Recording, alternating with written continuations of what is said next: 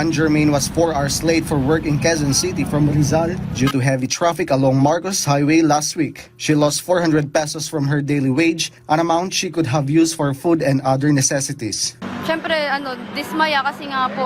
Ina-expect ko maaga ako makapasok sa work pero nangyari na late, and yung TL ko, yun, buti na lang talaga, super bait niya, naintindihan niya yung situation namin. Ann Germain has a request to the management of LRT2, which she considers a possible alternative mode of transport.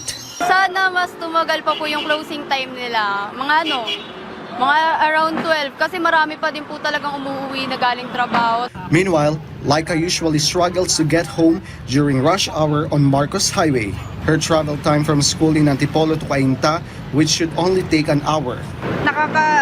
Train po kasi naantok ka na po, galing ka pa sa school. So ayun po, sa biyahe pa po. Laika also has a suggestion to help ease the heavy flow of traffic along Marcos Highway.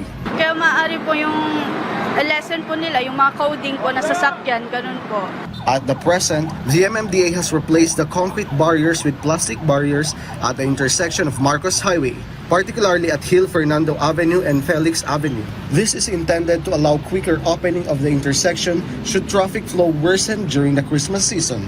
According to MMDA Chair Romando Don Artes, the agency is also fixing several U-turn slots in the area and will install additional traffic signages to better guide motorists. Because the MMDA does not have enough personnel to monitor the entire Marcos Highway, they will be seeking assistance from the PNP Highway Patrol Group. The MMDA and concerned LGUs are set to sign an anti-agency memorandum of agreement for better coordination, including the harmonization of truck ban hours. The MMDA also urged malls along Marcos Highway to refrain from holding mall-wide sales similar to the policy in Metro Manila. Hindi po namin pinagbabawal yung sale sa loob ng mga bawat tindahan.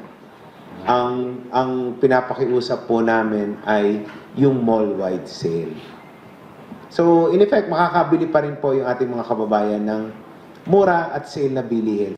The MMDA advised the public to use TNVS, especially attending Christmas parties and who may be drinking, to avoid any untoward incidents. Floyd Brents from the National TV Network for a new and better Philippines.